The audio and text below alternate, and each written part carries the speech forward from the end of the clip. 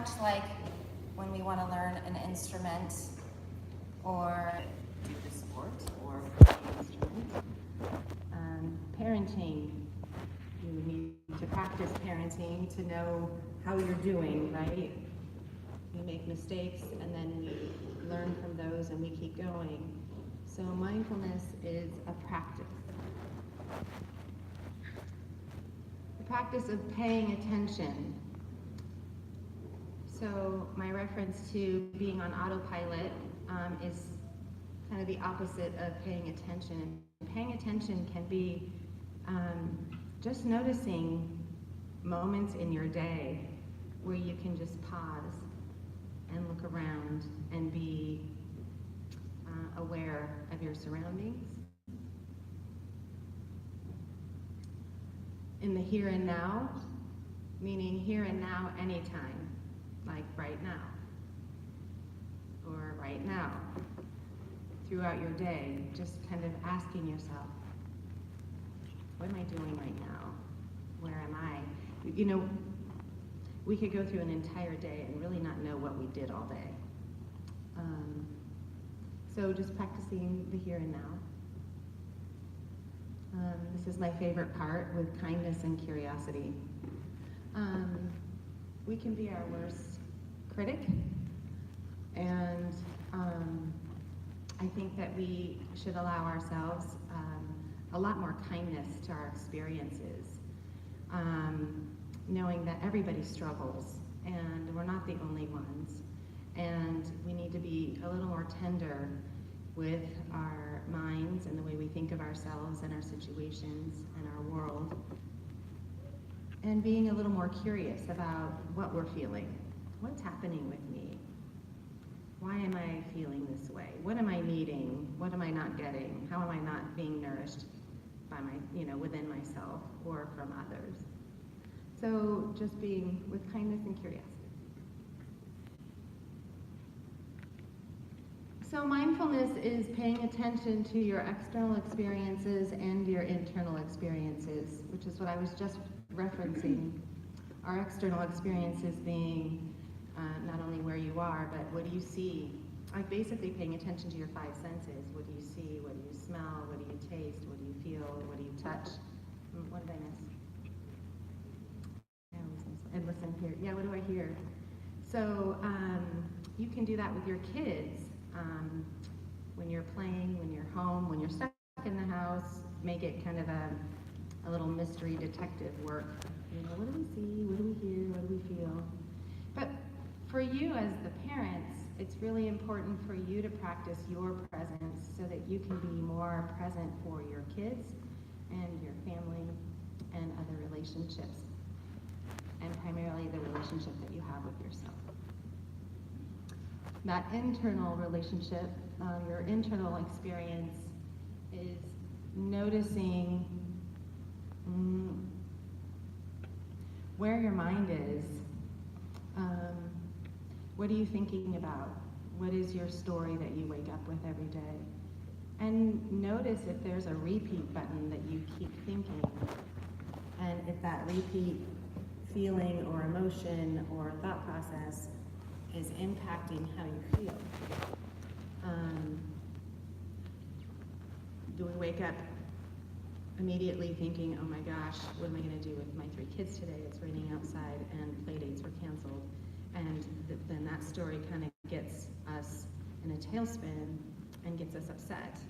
And so it's being aware of what are we thinking, what are we feeling, what is my internal experience. Awareness is really important, just really paying attention to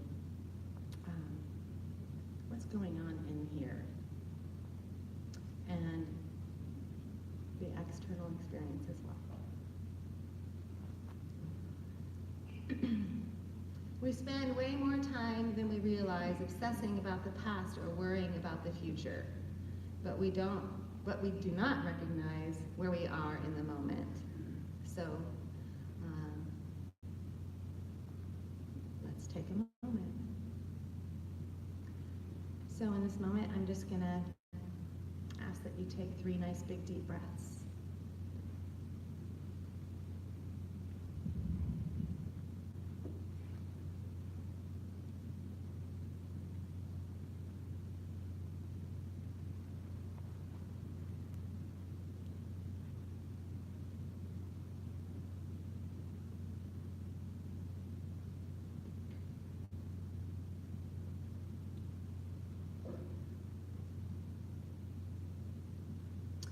love this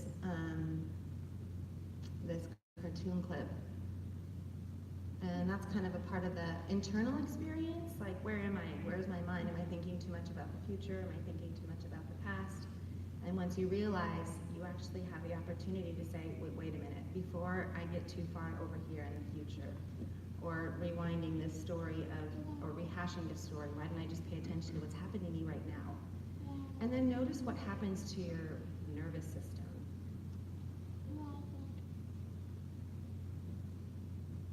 So there are two kinds of mindfulness practices, formal, and formal is meditation. It can be yoga is a great mindfulness practice, Tai Chi and Qigong, and there's also mindful walking. And mindful walking is just a way to slow down, and even if you're at home, just feel your body walking and have it be a really slow motion. Notice your feet touching the ground, your hips moving, the way your body has to move. Even 10 steps can slow down your entire life and get you ready for the next moment. And then informal is the 5 senses that I was talking about, to notice what you're tasting, notice what you're smelling on purpose. Like, we do this all the time, and it seems really mundane, and it actually is very mundane, but it really does make a difference when we slow down to be in the present moment. So paying attention to those 5 senses are the informal practices of mindfulness. And there's so many fun things you could do with kids to practice the informal part, going on nature walks, or when you're cooking dinner, have the kids describe to you what they smell. And if they say bacon, you could say, but what does bacon smell like? And see what kind of fun things they come up with. And going on mindful walks, and when you're eating food, we can slow down and really taste the food and notice the food in your mouth as you're chewing. Notice what the tongue does, notice what the throat has to do. And that could also be a fun activity with your kids, to just say, let's just eat really slowly and notice what that experience is like. So those are some informal practice ideas.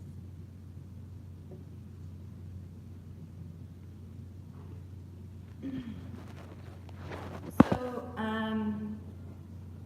a little bit about the origins of mindfulness. The practice has been around for thousands of years, and it's emerged from many, many, many traditions. And as an educator whose name is Daniel Rashafin says, every cultural and religious tradition has its own mindfulness practice. Mindfulness is accessible to people of all ages, backgrounds, beliefs. It's a universal life skill. And about 30 years ago, a man named John Kabat-Zinn, who was a physician at the University of Massachusetts, had a very strong mindfulness practice, and he was working with a lot of people who were dealing with PTSD and chronic pain. And he ended up coming up with a program for these patients, an 8-week program, and it was based on meditation and mindfulness activities, and it was an 8-week course that he was offering to his patients. And what he found is that a lot of the patients were overcoming their PTSD symptoms and didn't have the same emotional relationship to their pain, and thereby had less depression and anxiety. And so he continued to do this work, and then had a lot of research done. And so from his research, found that this was a really fantastic program, and it's called MBSR, Mindful Based Stress Reduction. And so those programs are now in hospitals and veterans clinics, and helping patients in therapeutic settings as well. And How many of you have heard of mindfulness before coming here, by the way? Is this all brand new? Is it pretty familiar? Yeah. There is definitely a mindfulness movement happening, and it's in schools. It's becoming more available in schools, hospitals, workplaces, such as Google and Microsoft, and counseling and therapist offices. So there's a lot of information out there, and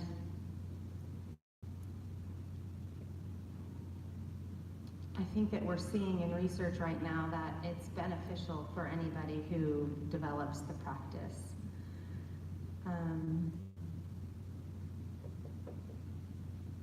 It's pretty inspiring for me, and exciting, because there's just so much anxiety and depression with kids these days. That if we can help our kids kind of get through their adolescence with better well-being or a sense of well-being, it'll all be much happier for them, and they'll have a much more successful adulthood, knowing how to deal with stress.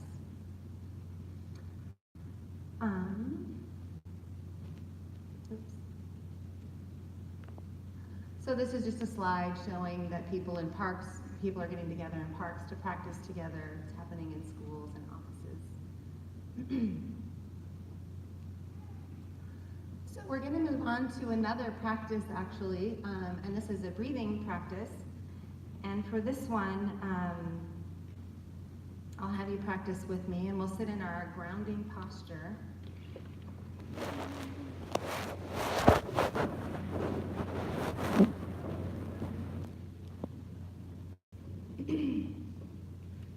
And I'll have you just kind of ground yourself on your own this time, kind of going through the process of feeling the weight of your body, your feet on the floor.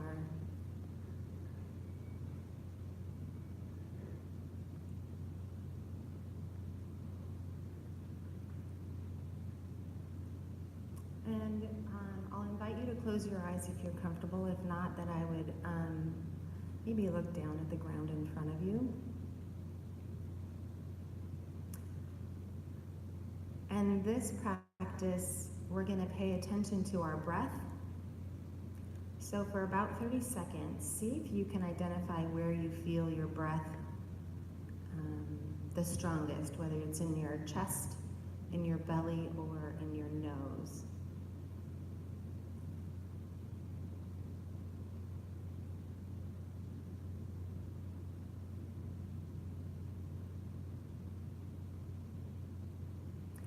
Now, once you've identified that place, we're going to call that place your anchor.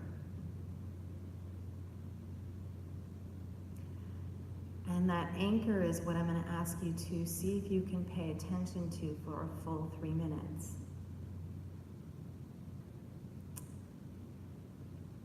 If your mind wanders, which it will, be kind to yourself and just say, oh yeah, I'm paying attention to my breath. And then your mind will wander again, and then just keep kindly bringing it back to this anchor place. And we'll have 3 minutes of silence.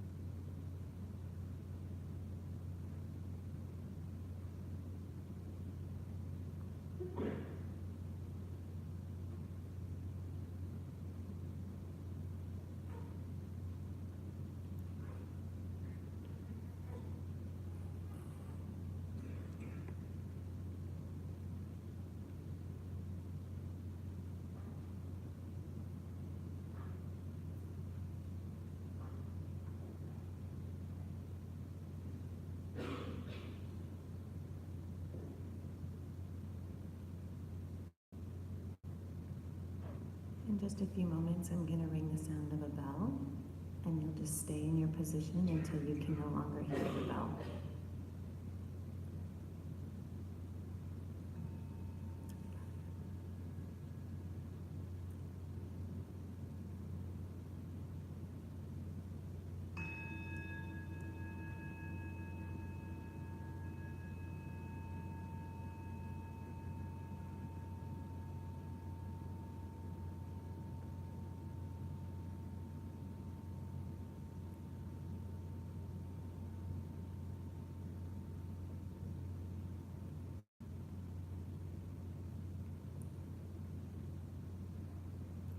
And when you're ready, you can just blink your eyes open, kind of get used to the light again, and remember that we're in this room.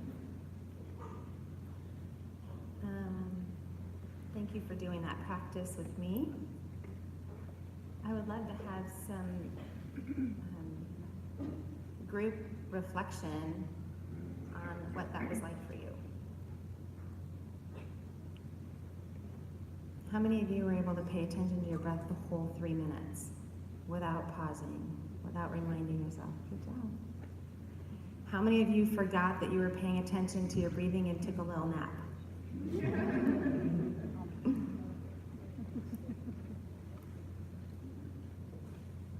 Maybe what I'll have you do is talk to somebody next to you about what that was like, and then we can have like a turn and talk. I think that's what it's called.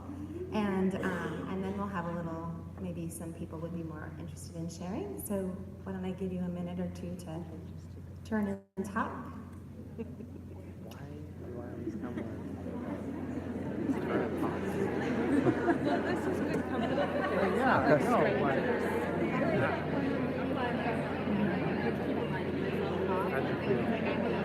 Relax. Oh, relaxing. I was sinking into the chair. Been better if I was like face down on a massage table, but Being massaged? yeah.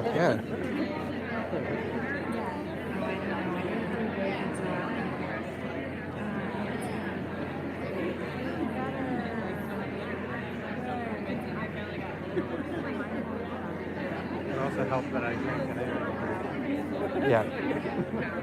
I'm real calm. Yeah. I'm real calm.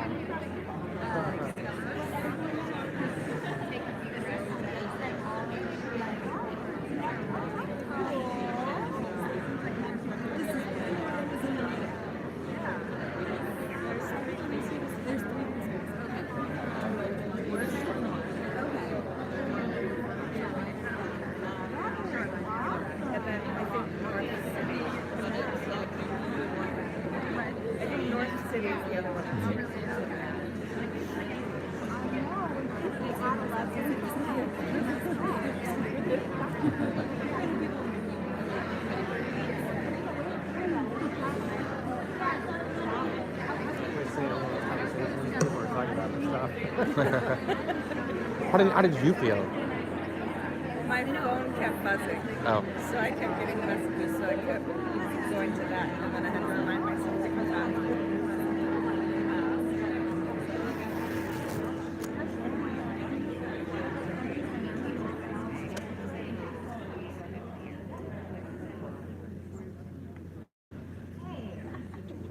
Any shares?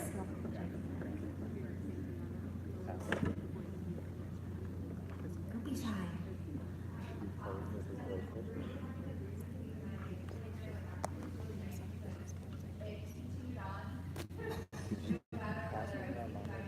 Right.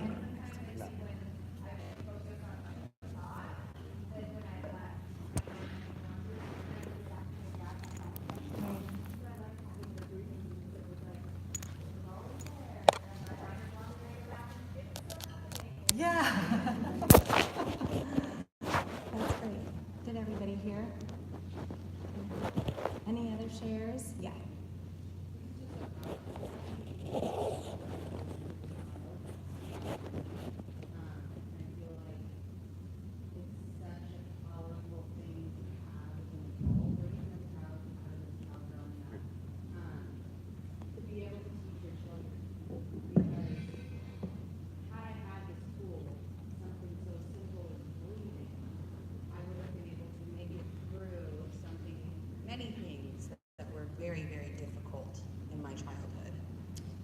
So to just be able to pause and to breathe and to be present and to not hear the chaos in my head is so powerful. Hugely. So thank you. Thank you. Anybody else have a share?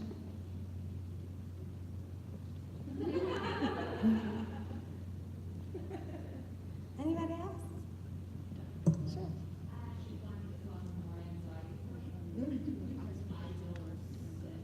Yeah.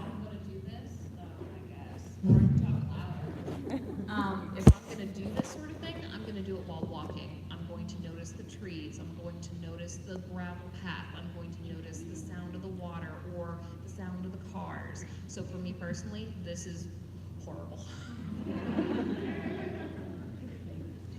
It is really hard. And you're not the only one who feels that way, for sure. And one thing that I can recommend is if that is a feeling that's coming up, part of that is our nervous system is a little dysregulated. We've got a lot going on, so it's really hard to know to even what to feel when it settles, or that we don't. Ooh, it's just too busy in there. I can't do it. But even 30 seconds, right when you get out of bed, to just take 3 breaths and then carry on, and then maybe 3 breaths another time in your day. You don't have to sit for 3 whole minutes when you're first starting off. If you don't have if it's not right for you.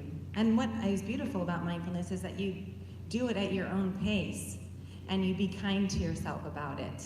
That there's no judgment about, I can't sit there for 3 minutes, it's an awful feeling. Well, then don't do it. And do the walking, and do the paying attention, but also do your breathing. The breathing is really important, and that exhale, when you inhale, count to 4, exhale out of your mouth, it really does bring everything kind of back down. You know, we're kind of always on a slightly agitated, right? For a lot of us. Someone else has something to share. Oh, neat, perfect. I've started to leverage an app, the Headspace app. I think that this year especially, I think I've tried to take a more active role within my own mental health. So at first, doing it for 5 minutes was really hard. I've gotten, I have the membership, and I do 15 minutes a night before bed. It's really, really nice. I think I struggled with it at first, and I'm like, oh, I can't do this. Like, this is really weird. But the more I did it, like the 3 minutes there was super, super nice. I'm like, oh, that's easy. Because 15's hard, but it's been great for me from a coping mechanism standpoint. And so I swear by it. Great, thank you for sharing. Thank you. My first time I ever did, oh, yeah, another question when I hand the mic back.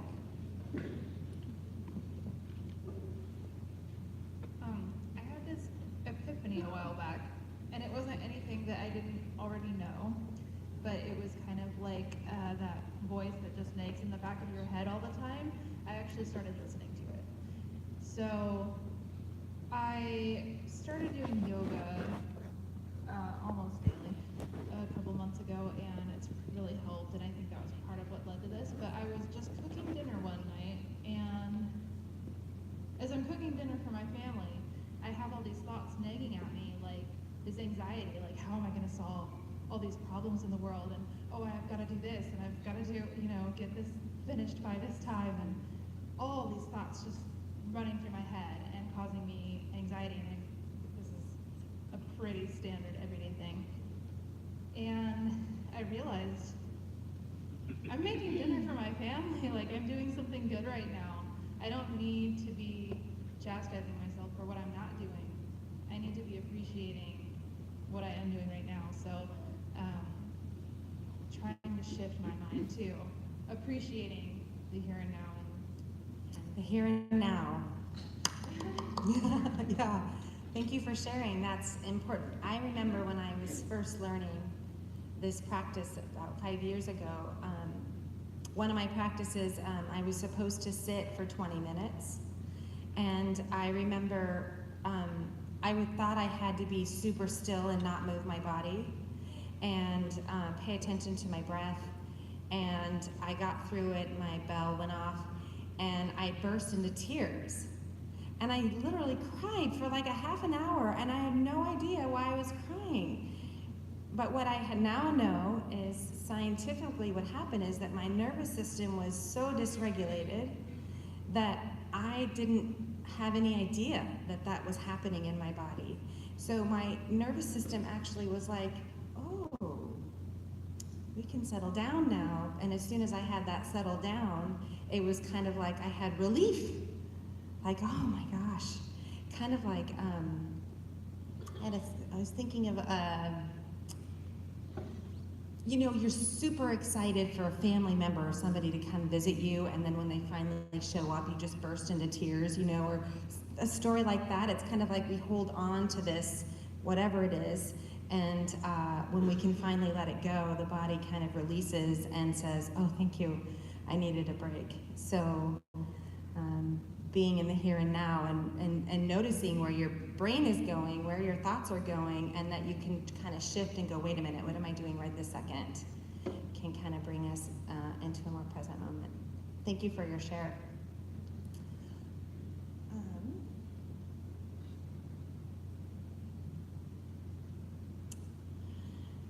So why practice mindfulness, actually, and how does it help us?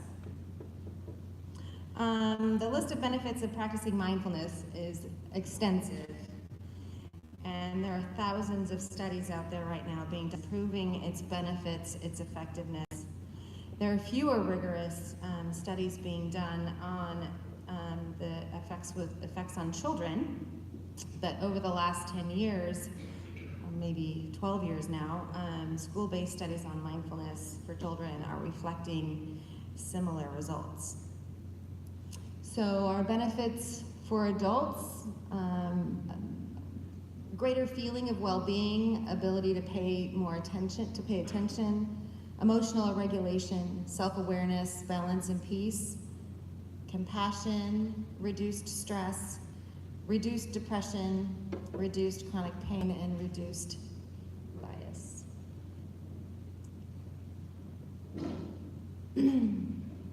Some of the benefits for you as parents is you can build stronger parent-child relationships, decrease your stress level for both yourself and your child, decrease ADHD behaviors in children with developmental disabilities. And for kids, emotional regulation, which I'm seeing more and more in them, that more and more kids have pretty severe anxiety. Houses are packed, and there aren't enough therapists to go around to help these kids. Anyway, so more of the benefits are better focus and concentration, which they need for school. Nervous system calming, self-awareness, skillful responses to difficult emotions, empathy and understanding for others, conflict resolution skills, social skills, academic skills, post-traumatic symptoms, and decreased stress and anxiety. So a little bit about the brain. I think it's important you learn a little bit about the brain. Mindfulness strengthens the prefrontal cortex, which is your brain, and reduces the reactivity in your amygdala, which is like two little lentil beans in the middle of your brain. And that's the oldest part of the brain, by the way. And so I have this great hand model I'm going to share with you on how the brain works in a very simplistic way. So what I'm going to have you do is put up your right hand to your side and put your thumb inside your fist and then wrap your fingers over your thumb. So this is kind of like, this is an example of a very simplistic model of your brain. So this part of your brain right here, this part of your fist, is the thinking part of your brain. And this part is your fight, flight, or freeze response. And then here is your brain stem. We have way too much stimulation or strong emotions that aren't settled. What happens is that the nervous system starts firing up and starts telling the amygdala, you gotta do something, you better do something. And so what happens when we have so much going on, we flip our lid. When we flip our lid, the amygdala takes over and says, fight, flight, or freeze. You gotta do something because whatever you're doing isn't working. So what happens to the thinking part of the brain when you flipped your lid? It goes away. We cannot think clearly. We cannot make good decisions or sound decisions that we would normally make. And so you can show your kids this hand model, and I just talk to kids and say, this is the smart part. This front part of your brain is the smart part that helps us make decisions and helps us to learn. And this part is your emotional regulation station. And so you can say when you're feeling calm and good, everything's great because you can make good decisions, you're cleaning up your room when you're being asked, you're paying attention, you're eating your dinner. But when you get too upset, what happens is you flip your lid and then you feel overwhelmed, and that's when you start screaming and having tantrums. So that's what's happening in your brain. And if they understand what's happening in their brain, they have more control over their own emotions. And if you know that you're about to flip your lid, then you can tell your kids, remember when we did this hand model thing? Daddy's about to flip his lid. So I'm gonna take a time in. That's a language that I would encourage you to use instead of time out, is to take a time in. Meaning, take care of yourself for a few minutes. Go wherever you need to go to regulate and do some deep breathing so that you can let the smart part of your brain come back, and then it can help you figure out what you need to do next time. So it's good for you to know kind of what's happening in the brain, because when you do flip your lid, you can go like, oh wow, I just totally flipped my lid. Also kind of cool is to understand whether or not you went into fight, flight, or freeze. Did we just kind of stand there and stew? Did we scream? Did we run away and go lay in our bed and cry? You know, so it's good to also be in tune to what part of your amygdala got activated there. So that's a really fun activity to do with your kids and for you to understand for yourself. I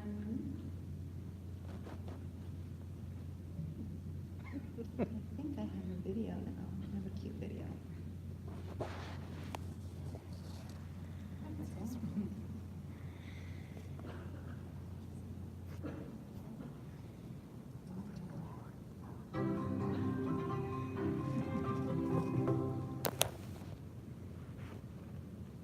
You may have heard this word mindfulness. It's become something of a buzz phrase of late. I'm going to give you one simple, serviceable definition, which is this. Mindfulness is the ability to know what's happening in your head at any given moment without getting carried away by it. Imagine how useful this could be. Just as an example, you're driving down the road and somebody cuts you off in traffic. How do you normally react? I think most of us, we normally react by having a thought, which is, I'm pissed. And then what happens next? You immediately, habitually inhabit that thought. You actually become pissed. There's no buffer between the stimulus and your reaction. With just a little bit of mindfulness, in that same situation, you might notice my chest is buzzing, my ears are turning red, I'm having a starburst of self-righteous thoughts, I'm getting angry. But you don't necessarily have to act on it and chase that person down the road, screaming at them with your kids in the back of the car thinking you've gone nuts. Now, you might be thinking, don't I need to get angry sometime? Aren't I justified? I would say yes, but probably not as much as you think. The proposition here is not that you should be rendered by mindfulness into some lifeless, non-judgmental blob. The proposition is that you should learn how to respond wisely to things that happen to you, rather than just reacting blindly.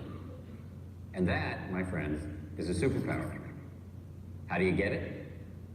The way to get it is through meditation. I believe that meditation and mindfulness are the next big public health revolution. In the 1940s, if you told somebody you were going running, they would have said, who's chasing you?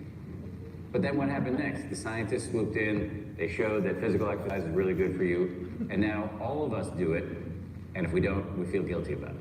And that's where I think we're headed with mindfulness and meditation. It's going to join the pantheon of no-brainers like brushing your teeth, eating well, and taking the meds your doctor prescribed for you. Let me just close by saying, mindfulness is not going to solve all of your problems. It's not going to render your life a nonstop parade of unicorns and rainbows. Nonetheless, this is a superpower, and one that is accessible by you immediately.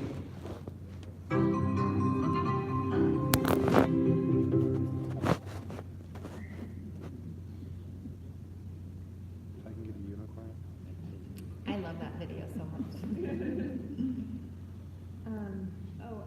Before we read this,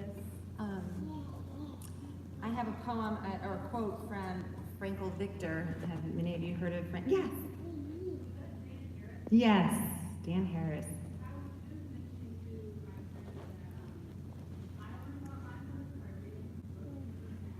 Yeah.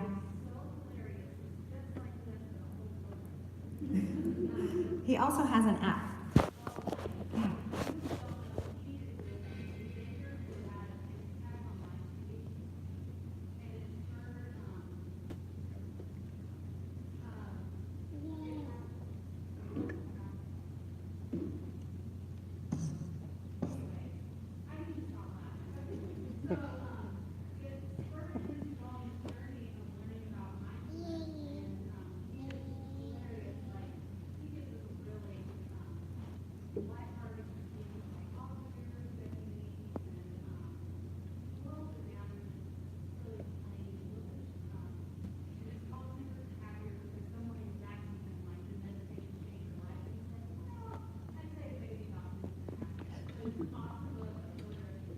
All right, 10% happier. Dan Harris is the author, if you didn't hear. He also has an app, so, and it's kind of fun. Thank you for sharing. So this quote is from Viktor Frankl, sorry. And it is, between stimulus and response, there is a space. And in that space is our power to choose our response. In our response lies our growth and our freedom. Pretty powerful. So mindfulness kind of is that pause. Is that pause?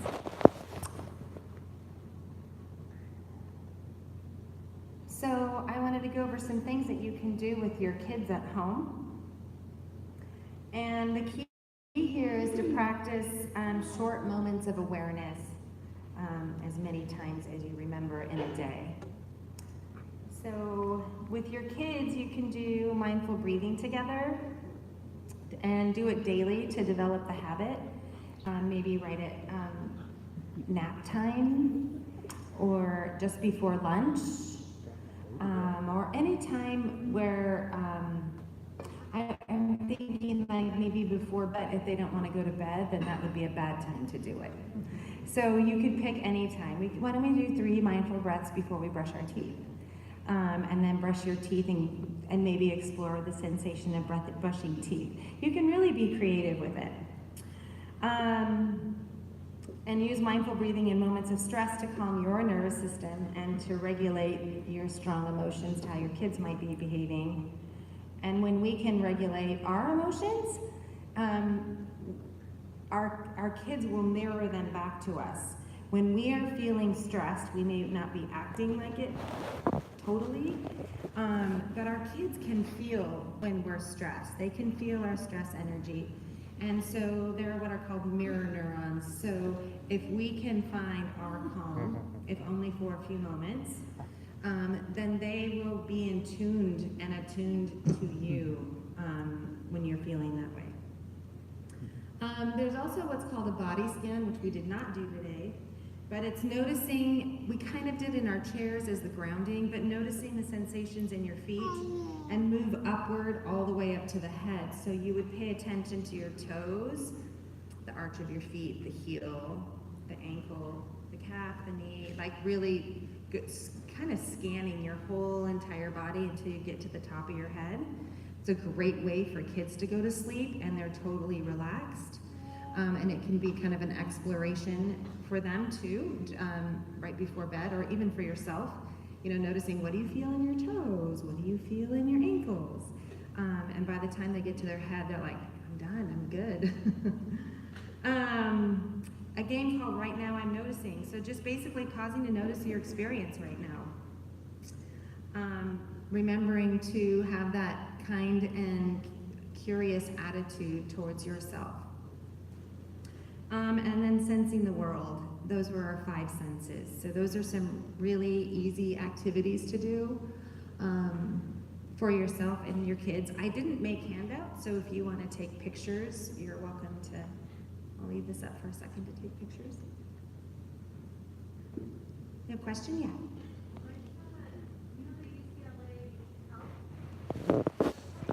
Would you guys say me? UCLAhealth.org. Yeah. Do you know about that website where they have like free like body scans? Yeah, so does UCSD. They have a mindfulness center. And there's lots of meditations on YouTube. And then also another great app is called Insight Timer. And so there's lots of different tabs and there's different themes. So if you're feeling anxious, there's a theme for that. If you want a guided meditation, there's also a bar that says how much time do you have. So you could put in 30 seconds, like if it's like one minute to 3 minutes, then it will choose a meditation for you that's within that time frame. And then you can also just use a regular, there's also just a timer with a clock if you wanted to set it for like, okay, I'm gonna set a goal for 3 minutes today and see how I do. So Insight Timer is fantastic. And if you have a group of friends who are trying to practice together, you can create groups so you can kind of have that as a support system. The next page, this is a lot. These are some helpful resources for you if you're interested in learning more about mindfulness for yourself, how to bring it into your parenting and into your family. And through each of these, you'll find lots of research resources if you're interested in learning more about the research.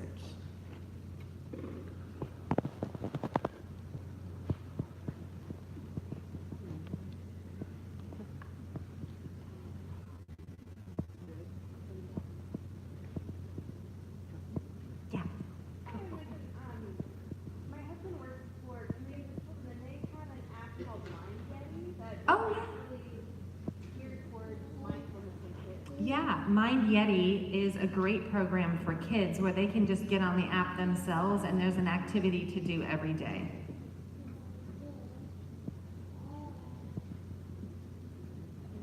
Okay, are we done?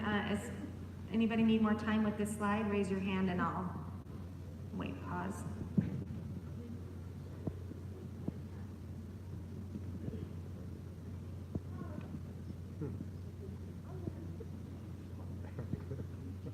I can come back to it if somebody wants it.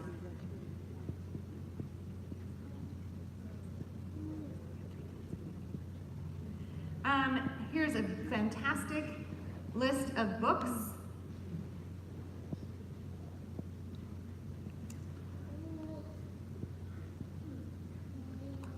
I've read them all. They're all great.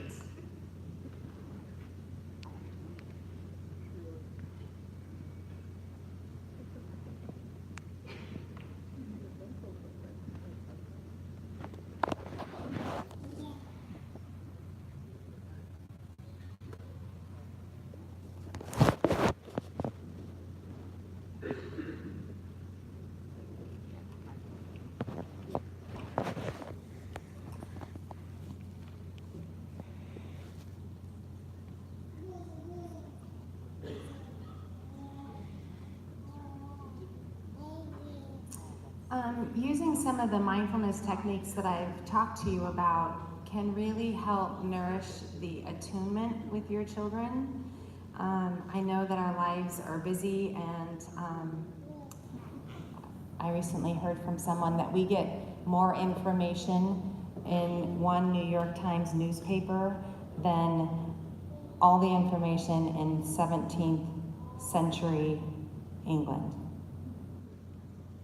So we get a lot of information. We have emails and social media. Our kids are on devices as well. And the mindfulness tools here will offer opportunities for great connection, meaningful connection, and a stronger attunement. And you'll feel a difference with your kids. My son, I have two teenagers, but my son now tells me, "Mom, you haven't been meditating, have you?" I'm like, "What?" He's like, "You just don't seem very mindful today." But it's a practice. I'm not mindful, I just practice that.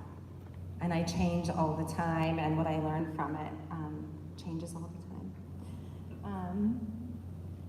And with that, I would like to say thank you so much for